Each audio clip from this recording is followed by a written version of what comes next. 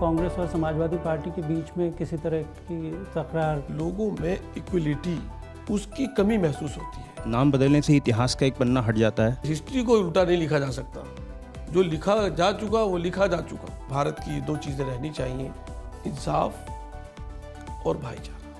मौलाना मोइबुल्लाह नदवी संसद भवन के ठीक सामने जो मस्जिद है, जिसे हम फ़खरुद्दीन अली अहमद मस्जिद के नाम से भी जानते हैं, वहाँ पे पिछले करीब 1.5 दशक से वो इमाम हैं।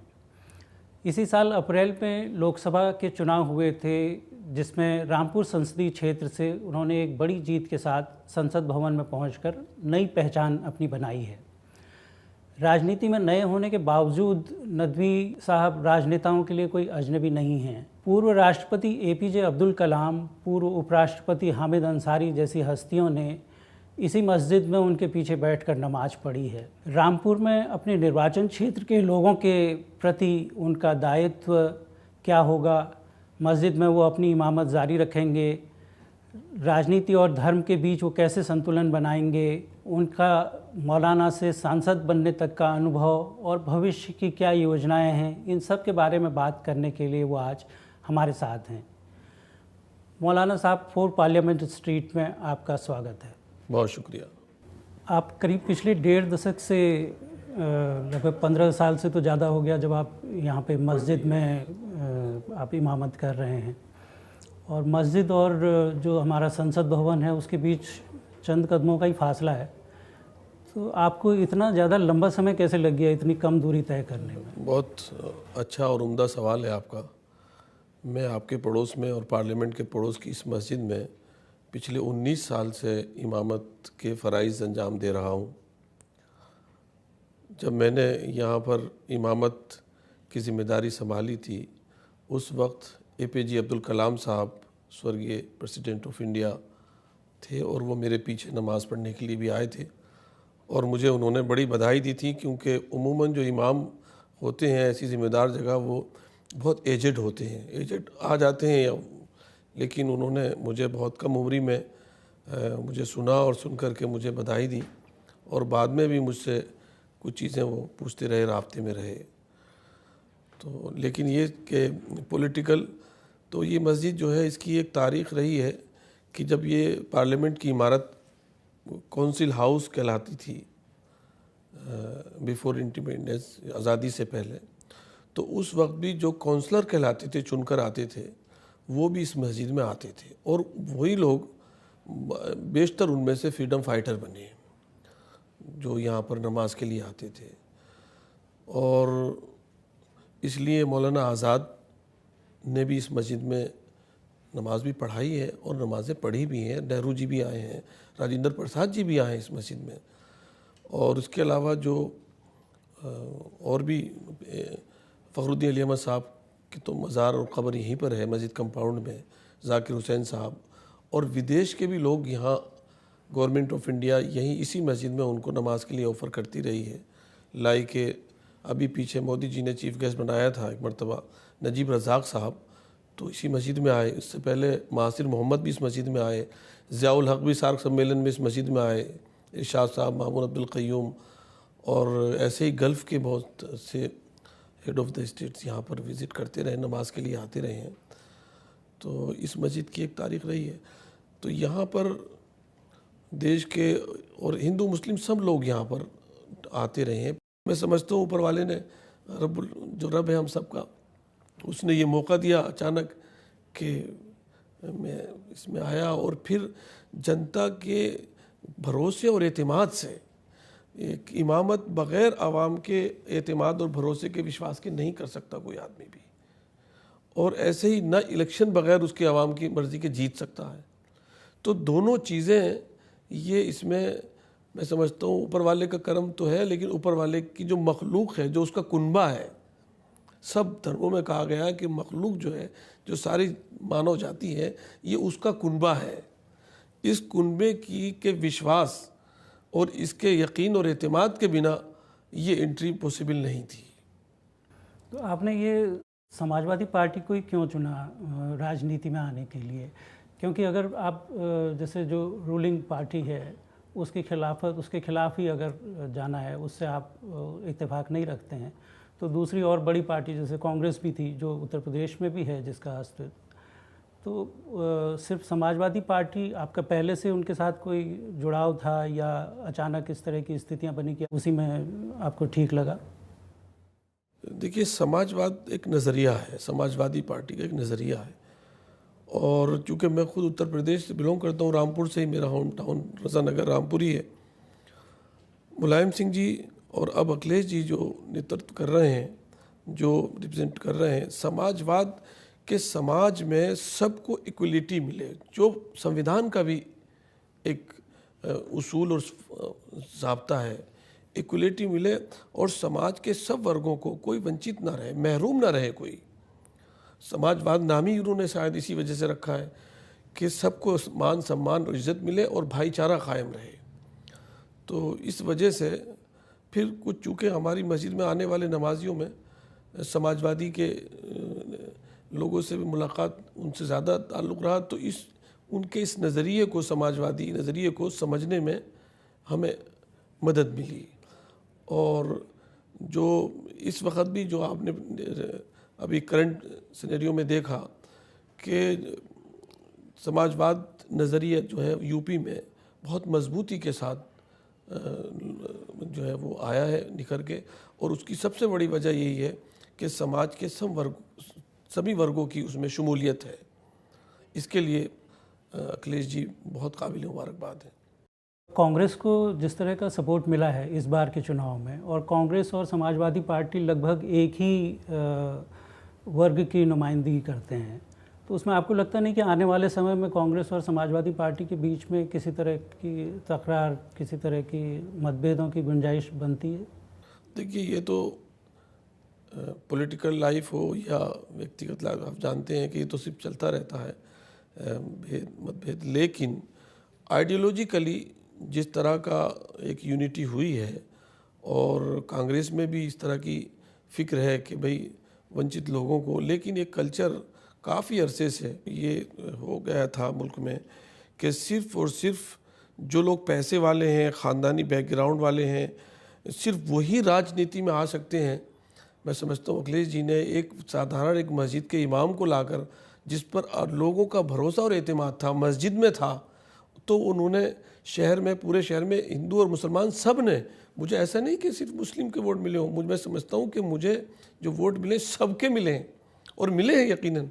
जो अब तो सारी चीज़ें नेट पे अवेलेबल हो जाती हैं, तो वो सिर्फ ये कि सबको ये अच्छा लगा। अभी भी मैं जाता हूँ कॉन्स्टिट्यूंसी में, कई बार गया, फिर जाऊँगा, तो मिलने वालों में सब लोग हैं, हर वर्ग के लोग हैं, और बिना किसी उसके, तो उससे बहुत एक जो हमारी जो हज़ारों साल की जो तहजीब और कल्चर है वो देखने को मिलता है साफ। आज़म खान साहब ने वोट दिया उनके समर्थकों ने? देखिए, आज़म साहब रामपुर ज़िले के और स्टेट के एक बड़े नेता हैं, मैं उनके बारे में कुछ नहीं कह सकता, और वो भारत बड़े हैं, पार्टी के भी बड़े हैं और ज़िले के भी बड़े आदमी। पर उन्होंने तो खुलेआम आपका विरोध करने का ऐलान तो किया था। क्या आपसे क्या नाराज़गी थी उनकी? कुछ मेरे ख्याल से अगर विरोध होता तो मुश्किल जीत होती, ऐसा हुआ नहीं। सब लोगों की सहमति सबसे हुआ है, और ऐसा कोई विरोध कहीं हमें नहीं, हमें तो जो है वो सब लोगों ने सपोर्ट किया। आप कह रहे हैं उनके कहने के बावजूद लोगों ने विरोध नहीं किया? हाँ, नहीं, कोई ऐसी चीज़ पेश आई नहीं जिस तरह से, और ना ही उनसे कोई हमारी कोई दूरी है, ना कोई उनसे बहुत कुर्ब है। एक हमारी पार्टी के लीडर हैं, अजीम लीडर हैं। अब आप सांसद बन गए हैं, तो क्या इमामत जारी रहेगी, और कितना मुश्किल या आसान है बैलेंस बनाना पॉलिटिक्स और रिलीजन में? देखिए, ये सिर्फ नियत और इरादे का फ़र्क है कि अगर इस लाइन में हम खिदमत की नीयत से हैं, लोग जोड़ने की नीयत से हैं, तो इन्हीं लोगों ने हमें सपोर्ट किया कि इमाम साहब, आपकी ये नीयत है लोगों की खिदमत करें, आप आराम से रहिए, अपने अल्टरनेटिव हमें दे दीजिए। हमारी मस्जिद के जो हमारे नायब होते हैं, मुअज्जिन होते हैं, असिस्टेंट होते हैं, उन्होंने संभाले रखा। ऐसे ही उम्मीद है कि ये लोगों का जो विश्वास है जो यकीन है, जो एतमाद है, वो बना रहेगा और इसमें कोई दिक्कत नहीं आएगी। बल्कि मेरे लिए और आसान ये है कि चूँकि मेरा होम टाउन भी जो है वो रामपुर है, तो मुझे जाना ही रहता था। अब अगर 2-3 दिन भी अगर मैं वहाँ दूंगा और तब भी जो है वो बहुत इनफ है। मैंने लीडरों के बारे में पता किया, बहुत सीनियर लीडरों के बारे में, कि वो कंस्टिट्यूंसी में कितना वक्त देते हैं। तो वो नाम मैं गुरेज कर रहा हूँ किसी हिकमत से, जो बहुत कामयाब लीडर अपनी कॉन्स्टिट्यूंसी में रहे, उन्होंने 3 दिन दिए सिर्फ, जो सेंटर में भी कैबिनेट मिनिस्टर थे। और उन लोगों की भी मैंने बहुत तारीफ सुनी जो सिर्फ महीने में 2 दिन देते थे, लेकिन देते थे। अभी पीछे एक प्रोग्राम में हम गए, संजय कपूर जी ने एक हमारे अलायंस थे वो इंडिया गठबंधन में, तो उन्होंने प्रोग्राम रखा था। तो एक बहुत बुज़ुर्ग ज़मीनी नेता खड़े हुए, बोले इमाम साहब अगर जयप्रदा जी 2 महीने में 2 दिन दिया करती थी, अगर आप इतने भी देंगे तब भी हम लोग मुतमईन। हमने कहा नहीं, महीने में नहीं, हम हफ्ते में 2 दिन तो कंपलसरी देंगे, और अगर इमरजेंसी हुई तो वर्किंग डे में भी हम यहाँ रहेंगे और आ जाएंगे। तो उस पर लोग बहुत खुश हुए। तो ये बहुत आसान है। असल इंसान की नीयत होनी चाहिए। आजकल डिजिटल ज़माना है, किसी भी चीज़ को करने के लिए हर वक्त हम लोगों के संपर्क में रहते हैं। अगर आदमी करना चाहे, समस्या को हल करना चाहे, तो कोई मुश्किल नहीं है। तो मैं समझता हूँ कि दोनों चीज़ें चलेंगी, इंशाल्लाह अच्छे से चलेंगी। एक और चीज़ है, मुसलमानों का नंबर पार्लियामेंट में गिरता जा रहा है, इस बार भी काफ़ी कम है। तो क्या लगता है कि मुसलमान कम आ रहे हैं पॉलिटिक्स में, या पार्टीज उनको मौका नहीं दे रही हैं? देखिए, हालात हैं, वो आते हैं जाते हैं। कभी हालात ऐसे होते हैं कि लोग, जब माहौल बेहतर होता है तो लोगों की रिप्रेजेंटेशन अच्छा होता है। कुछ भी रीज़न हो सकता है, लेकिन ये कोई परमानेंट चीज़ नहीं है। तादाद घटती बढ़ती रहती है। लेकिन ये अच्छी शुरुआत हुई है कि एक आम और साधारण लोगों का और नई उम्र के लड़कों का और लड़कियों का पॉलिटिक्स को ज्वाइन करना, एक सेवा की नीयत से, खिदमत की नीयत से, ये एक हम सब के लिए, सारे मुल्क के लिए बहुत अच्छी अलामत है। तो आपको लगता है कि पार्टीज अब और मौका देंगी? कोई इसमें चिंता की बात नहीं है। पार्टियां भी मौके देंगी, और जब हम अच्छा काम करेंगे तो खुद डिमांड आएगी लोगों की तरफ से कि आप इनको मौका दीजिए। ये आपका अभी तक का जो पार्लियामेंट का एक्सपीरियंस रहा है वो कैसा रहा है? और दूसरा कि आप कौन से मुद्दे उठाने जा रहे हैं? अब अगला सेशन आएगा, क्या बुलडोज़र का मुद्दा आएगा पार्लियामेंट में इस बार ही, और या यूपी के कोई और मुद्दे आप सोच रहे हैं? देखिए, एक्सपीरियंस में, आप मीडिया वाले लोग हैं, आपके सामने जो आदमी जितनी सच्चाई की बात करे उतना ही वो बच जाएगा, अपनी जान बचा लेगा। मैं रियली बताऊं कि एक चीज़ से तो मैं बहुत शॉक्ड हुआ कि हम सब लोग जितने भी पार्लियामेंट में चुनकर आए, इस दफ़ा 281 लोग नए आए हैं। सब लोग, सब अच्छे अच्छे नाम उसके हैं, उस रब के नाम से हलफ लेते हैं, जो भी जिसका भी इसको मानता है।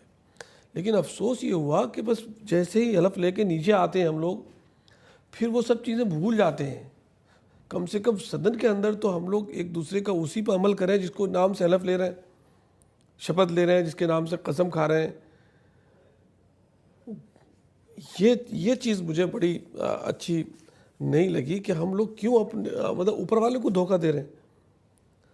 भाई, उस जगह बैठ कर के जहाँ सबने जो है ये तय किया कि हम पूरी सच्ची श्रद्धा के साथ, वफादारी के साथ, एकता और अखंडता के साथ, कास्ट और रिलीजन से बुलंद होकर के जो भारत का संविधान है उसके मूजिब जो तय पाया है, नहीं करते। हम नहीं करते, हमारी गलती है। होना चाहिए था कि उस 4 दीवारी के अंदर तो ये बात होनी चाहिए कि भाई सच्चाई के साथ, जहाँ जहाँ नीडेड लोग हैं, जहाँ जहाँ सब फर्स्ट नीड जहाँ पर है, वहाँ जख्म मरहम लगाइए, उस परेशानी को दूर करिए। उसके बाद अपनी अपनी पॉलिटिकल पार्टी सब लोग ज्वाइन करें। लेकिन ऐसा नहीं होता। मुझे उम्मीद है होगा आगे आने वाले समय में। आपने ये नहीं बताया कौन से मुद्दे आप उठाने जा रहे हैं आने वाले सेशन में? किसी भी देश की धरोहर एजुकेशन और सेहत होती है, वही फ्यूचर है। अगर हमने उसमें कंप्रोमाइज़ किया और उसकी तरफ ढील डाली तो हम अपने मुल्क के और अपने फ्यूचर को, हमारा फ्यूचर और मुल्क का फ्यूचर अलग नहीं है, हम अपने फ्यूचर को, अपने भविष्य को अंधेरे में डुबा रहे हैं। जिस घर में रात को तू मैं हो, हस्बैंड वाइफ में, सुबह को बच्चे स्कूल नहीं जाएंगे तो अच्छे मन से नहीं जाएंगे, उनका मोरल, उनका हौसला टूट चुका होगा। वैसे ही मैं समझता हूँ ये पूरा मेरा देश, भारत देश एक परिवार है। अगर हमारी पॉलिटिकल पार्टियाँ अलग अलग विभिन्न चीज़ों में ऐसे लड़ेंगी कि देश के लोगों का जो मन है वो ख़राब हो, तो बच्चों क्या सीखेंगे, स्टूडेंट्स क्या देंगे, कैसे हम विश्व गुरु बनेंगे? इस पर सोचना चाहिए हमें। ये जो बहुत छोटे दर्जे की चीज़ है, हमें यूरोप को ही अपना आइडियल मान लेना चाहिए कि वहाँ एक फेडरल स्टेट किस तरह रजाकाराना तौर पर, एक बहुत सी स्टेटें हैं जो काम कर रही हैं अपने शहरियों के लिए। जितनी जल्दी हम इस चीज़ को समझ जाएंगे उतना ही अच्छा होगा। और इज्जत और जिल्लत तो ऊपर वाले के हाथ में, जो ज़्यादा सेवा करेगा, उस पर ध्यान रखेगा, उसके बंदों की सेवा करेगा। वो देखिए रातों रात मैं तो सेवा करता, बताया नहीं, ऐसे लोगों की काम कर दिया करता था। मुझे क्या खबर थी कि अखिलेश जी कहेंगे कि इमाम साहब आके रामपुर जो है आप इलेक्शन लड़ लीजिए, तो मेरे तो दिल की वो आरज़ू पूरी हो गई। रामपुर के लिए कोई खास, रामपुर के मसलों पर कुछ आप बात करेंगे, वहाँ के विकास के लिए कुछ आपके जहन में कोई बातें हों कि क्या करना चाहते हैं वहाँ के लिए? कि रामपुर में जैसे मैंने कहा कि सारे देश का मसला तालीम और सेहत है, वैसे ही रामपुर में एक भी मेडिकल कॉलेज नहीं बन सका अभी तक। 18 लाख की आबादी, 19-20 लाख की आबादी करीब है। 18 लाख तो वो हैं जो बिल्कुल रजिस्टर्ड हैं। कम से कम 1500 पेशेंट हैं डेली के, और 250 बेड सिर्फ जो ज़िला सहकारी अस्पताल है उसमें हैं। वो सारे मरीज़ उत्तराखंड, बरेली, मुरादाबाद, दिल्ली पर बार्डन है। तो कितनी परेशानी है वहाँ पर, कितने लोगों को परेशानियाँ हैं। तो कम से कम मैं आप लोगों के चैनल के ज़रिए से भी ये गुजारिश करता हूँ जो मिनिस्टर ऑफ हेल्थ हैं उनसे, कि वो एक मेडिकल कॉलेज जो सहकारी बैंक में उसमें लग जाएगा, अस्पताल में बड़ी इमारत है, वहाँ बड़ी इमारत है, बहुत अच्छे चल सकता है, कम से कम ज़िले को दे दें। मौलाना साहब, ये सेंट्रल विस्टा प्रोजेक्ट में कुछ मस्जिद हटाने की भी बात आई थी। इसमें पार्लियामेंट मस्जिद, सुनहरी बाग मस्जिद का भी हटाने का नाम था। उसका क्या स्टेटस है और क्या आप ये मुद्दा पार्लियामेंट में उठाएंगे इसके ऊपर? नहीं, देखिए, जो संविधान है उसकी जो स्पिरिट है, स्पिरिट ऑफ कॉन्स्टिट्यूशन, वो किसी ऐसी चीज़ को करने का अलाउ ही नहीं करती है। जैसे अम्बेडकर जी ने कहा था कि संविधान ये है, लेकिन इस पर चलने वालों की नीयत के ऊपर निर्भर करता है सब कुछ ये। और ये मस्जिद तो ऐसी हिस्टोरिकल मस्जिद है जहाँ APJ कलाम साहब ने नमन किया हो, नमाज पढ़ी हो, सजदा किया हो, जहाँ 3-3, 4-4 जो हमारे स्वर्गीय प्रेसिडेंट रहे हैं, फखरुद्दीन अली अहमद साहब, डॉक्टर जाकिर हुसैन, APJ अब्दुल कलाम, अभी हामिद अंसारी साहब भी 10 साल तक यहाँ, और फिर देश के कितने महत मेहमान यहाँ आकर के नमाज़ पढ़ कर गए हैं। तो मैं समझता हूँ कोई ये ना तो लॉजिकली, ना कानूनी तौर पर, ना किसी तहजीबी और सकाफ़ती तौर पर, कल्चरली तौर पर भी ऐसी जगह को जहाँ स्वर्गीय प्रेसिडेंट की एक ख़बर मौजूद हो, उस जगह जहाँ नेहरू जी और आज़ाद, और जो उस वक़्त मुल्क बहुत कमज़ोर था जब आज़ाद हुआ था, अब तो बहुत हम स्ट्रॉन्ग हैं और भी स्ट्रॉन्ग होंगे इंशाल्लाह, सुपर पावर बनेंगे आने वाले वक्त में। तो एक ऐसी जगह को जहाँ के आज़ादी के उसमें उसका शमूलियत हो, उस जगह को हम क्यों टच करेंगे? मुझे नहीं लगता ये चीज़ कैसे होगी, इंशाल्लाह ऐसे नहीं होगी। कुछ आप बता रहे थे कि उसका मस्जिद के जो ज़मीन का है मामला, वो काफ़ी, उसका दायरा काफ़ी बड़ा था। अब ये तो रायसीना जो गांव था उसकी मस्जिद थी बेसिकली। अंग्रेज़ों ने 1911 में जब इसको एक्वायर किया तो इस मस्जिद की भी काफ़ी ज़मीन थी जहाँ हम लोग बैठे हैं, ये भी में भी मस्जिद की ज़मीन है 13 बीघे कितनी, लेकिन उन्होंने 1700 गज जगह कुछ मस्जिद के लिए छोड़ दी थी ताकि वर्शिप प्लेस में हम इंटरफेयर ना करें। वो बाहर के लोग थे, तब उन्हें इतनी रियायत थी कि किसी के रिलीजन में हम इंटरफेयर ना करें, नमाज पूजा मंदिर में, मस्जिद में एज इट इज़ चलती रहे। अब तो हमें डरने की क्या ज़रूरत है, अब तो हमारे लोगों के हाथ में है, तो वो क्यों हमारी पूजा में और इबादत में और मस्जिद में इंटरफेयर करेंगे। इसी से कुछ रिलेटेड सवाल कि अभी तक जो पिछले कुछ सालों में जो सेक्युलर पार्टीज़ हैं उन्होंने जो मुस्लिम कम्युनिटी के इश्यूज़ हैं उतने नहीं उठाए हैं जितने शायद उठाने चाहिए थे। आपको लगता है कि इस चुनाव के रिज़ल्ट के बाद ये बदलेगा और जो कुछ पार्टीज़ हैं वो अब उतना हेसिटेट नहीं करेंगी ये सब इश्यूज़ रेस करने में? देखिए सिस्टर, मैं यहाँ आपसे थोड़ा सा इख्तिलाफ करूँगा। मुस्लिम कम्युनिटी कोई अलग कम्युनिटी मुल्क की कोई ऐसी वो नहीं है कि उसका कुछ अलग कोई सिस्टम हो या वो कोई अलग हिस्ट्री रखते हों। जो मुल्क की हज़ारों साल तारीख़ है वही मुस्लिम हमारी तारीख़ है। तो और जो संविधान सबको बराबर रखते हैं वही, कोई अलग से कोई ऐसी चीज़ नहीं है। जो मुद्दे हैं, अगर किसी आदमी के साथ कहीं सड़क पर अन्याय होता है तो वो एक हिंदुस्तानी के साथ हो रहा है। वो मुस्लिम, उसे कोई भी कपड़े पहना दो उससे कोई फ़र्क नहीं पड़ता। हरा पहना दो, लाल पहना दो, पीला पहना दो, उससे कोई फ़र्क नहीं पड़ता। वो इंसानियत की को रिप्रेजेंट कर रहे हैं हम कि हमारे यहाँ इंसानियत की कितनी इज्जत है। उसमें हिंदू मुस्लिम का कोई सवाल नहीं उठता। ऐसे ही कोई भी धर्म प्लेस है उसमें हिंदू मुस्लिम का कोई सवाल नहीं, सब धर्म बराबर हैं। मैं इस हो सकता है आप मेरी बहुत से लोग मुस्लिम लीडरशिप मेरी इस राय से इख्तलाफ रखें, मैं अलग से किसी चीज़ का कायल और दावेदार ही नहीं हूँ। तो कहता हूँ कि जिस चीज़ का संविधान ने प्रोमिस किया है वो सब एज ए शहरी सब बराबर है। उससे कोई फ़र्क नहीं पड़ता कि किसी की चॉइस पर्सनल क्या है। ये हमारी हज़ारों साल की जो है वो परंपरा और संस्कृति रही है। जब आप कैंपेन कर रहे थे तो उस दौरान किस तरह के इश्यूज़ आए आपके सामने? ये बहुत अच्छी बात कही आपने। देखिए सबसे ज़्यादा जो अहम सवाल पेश आए वो यही कि लोगों में इक्वलिटी और समानता,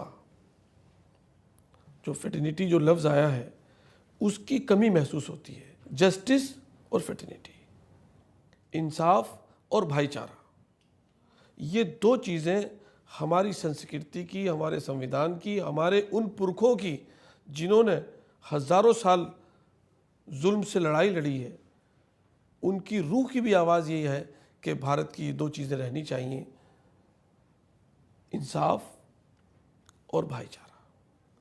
और ये जो एक अमीर और गरीब का एक पॉलिटिकल एक वो दीवार खिंच गई थी, मैं इसलिए नहीं कि अखिलेश जी ने मुझे मुकल कि अखिलेश जी ने एक बहुत बड़ा काम करके ये दिखाया।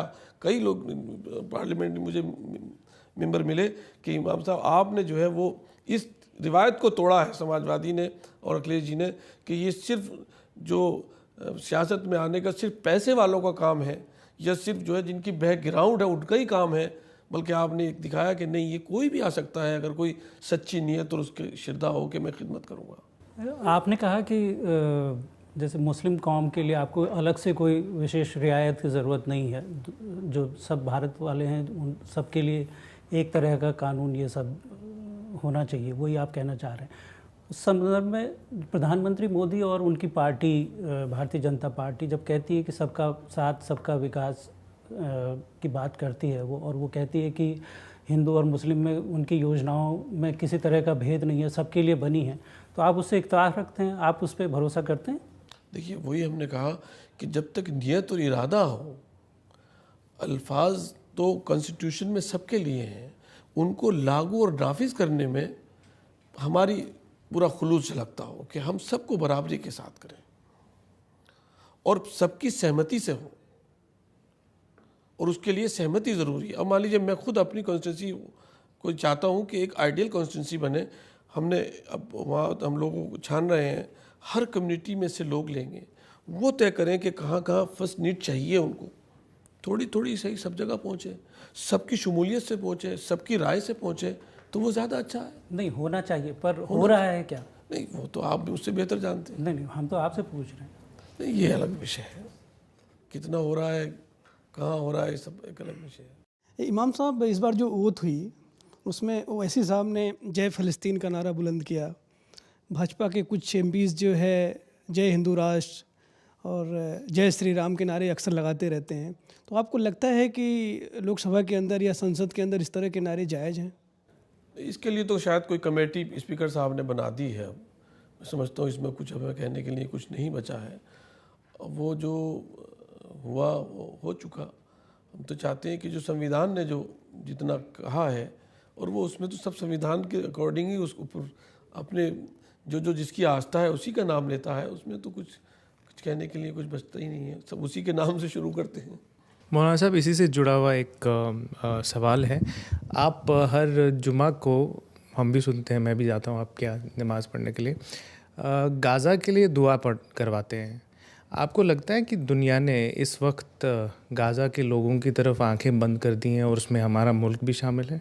ऑफ कोर्स, जिस तरह से हमें मजलूमों के लिए खड़ा होना चाहिए, जैसे गांधी जी, नेहरू जी और आज़ाद, जब जो मुल्क में जो आज़ादी की लड़ने वाले पहले लोग थे, फर्स्ट रो में जो बैठे, उनका कहना था कि जहाँ भी कहीं जुल्म होगा, हम साउथ अफ्रीका में खड़े हुए, तो हमें आगे आना चाहिए। और हमारे गांधी जी ने तो यहाँ तक कहा फ़लस्तीन के लिए कि जिस तरह से हिंदुस्तान में पैदा होने वाले हर हिंदुस्तानी का हक हिंदुस्तान पर है, वैसे ही फ़लस्तीन में पैदा होने वाले हर अरब का फ़लस्तीन में हक है।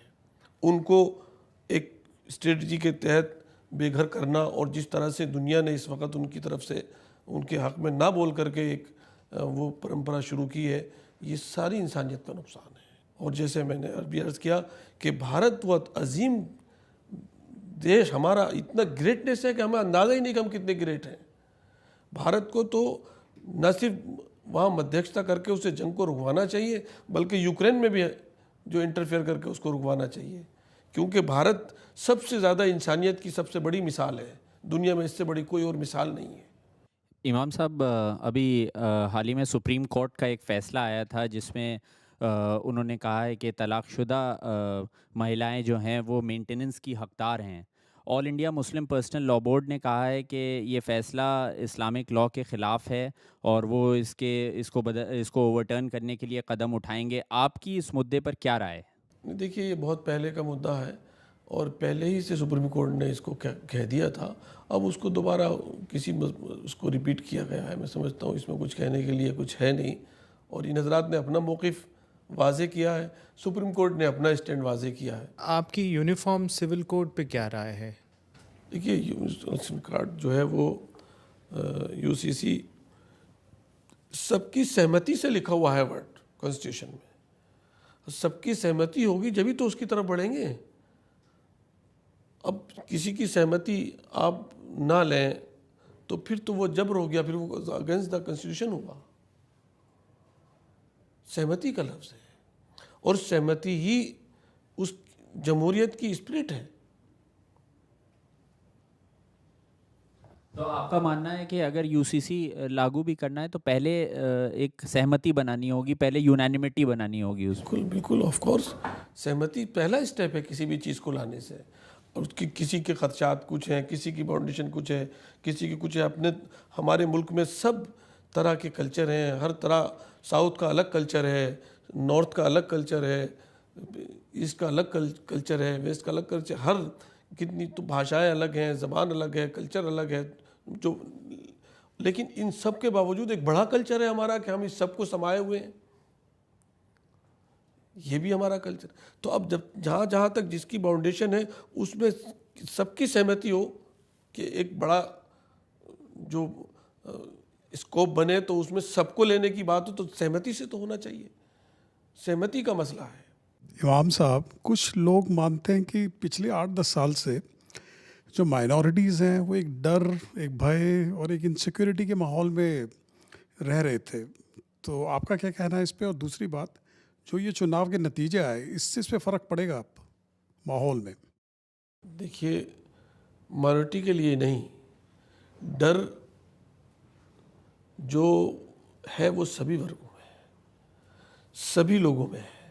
जो लोग नौकरी कर रहे हैं उनके अंदर भी डर पाया जा रहा है। आप किसी से भी मालूम कर लीजिए, आपके सामने से गुजरते हैं सब लोग एक दूसरे से।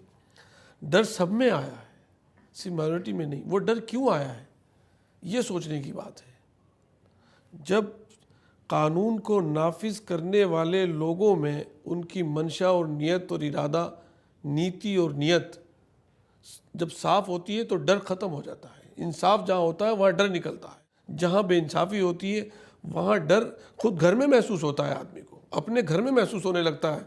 जब घर में नाइंसाफ़ी होने लगती है परिवार में, तो खुद आदमी अपने परिवार में अपने आप को अनसे महसूस करता है। जवाब तो बहुत पॉलिटिकल लगा। मैं खुल के जानना चाह रहा था कि आप क्या कहना चाहेंगे इस पर कि अब समीकरण बदलेंगे, कुछ माहौल बदलेगा? देखिए, ये सब कोई कहे कि माइनॉरिटी या किसी खास वर्ग का ये डर दूर हो रहा है, कुछ नहीं। ये सब पूरी जनता, जो हिंदुस्तानी हमारी सारी आवाम है, जनता है, ये उसकी उम्मीदें हैं कि वो चाहते हैं कि मुल्क में भाईचारा और इंसाफ का माहौल कायम हो। ये उन सब की आवाज़ है, नॉट एनी कम्युनिटी। हम किसी एक को नहीं कह, सबकी आवाज़ है, ये सबकी दिल की आवाज़ है। और मैं चाहता हूँ कि देश की सेवा जो लोग कर रहे हैं उन्हें सबकी आवाज़ को सुनना चाहिए कि बहुत दिन तक जो रियल मुद्दे हैं उनसे हम लोगों को डाइवर्ट नहीं रख सकते। जो मुद्दे हैं वो बहुत अहम है। मौलाना साहब, आपने हिंदुस्तानी भाषा की बात की सेशन को शुरू होने के पहले। बहुत सारे पुराने नाम थे जो उर्दू के थे, जो रीनेम कर दिए गए हैं, जैसे मुग़ल सराय, अलीगढ़ की बात चल रही है, इलाहाबाद बदल दिया गया। इस पे आपका क्या थॉट है? और रामपुर से एक सवाल है कि रामपुर बहुत तारीखी जगह है, और रामपुर रज़ा लाइब्रेरी की बात करें या कोठियों का शहर बोलते थे, दरवाज़ों का शहर बोलते थे, लेकिन अब धीरे धीरे वो चीज़ें लुप्त हो रही है, ख़त्म हो रही हैं। तो क्या आप एज एन MP कुछ प्लान लाना चाहते हैं अपने शहर के लिए, ताकि उसकी जो विरासत है, जो धरोहर है, उसको भी आप सामने ला सकें? देखिए, नाम चेंज करने से बहुत कुछ वो नहीं होता बहरहाल, लेकिन हर नाम के साथ कोई ना कोई हिस्ट्री जुड़ी होती है। वो खुद हमारी एक संस्कृति और तहजीब और हमारी हिस्ट्री का हिस्सा है। तो इस पर ज़्यादा वो हम अपने अंदर तब्दीली लाएं, समाज अपने अंदर तब्दीली लाए, पॉजिटिव कंस्ट्रक्टिव, ये खास बात है। दरवाज़ों और नाम को बदलने से प्रगति नहीं होने वाली। प्रगति तो काम से होगी, पॉजिटिव काम से होगी, निगेटिविटी को समाज से दूर करने से होगी। नाम बदलने से इतिहास का एक पन्ना हट जाता है?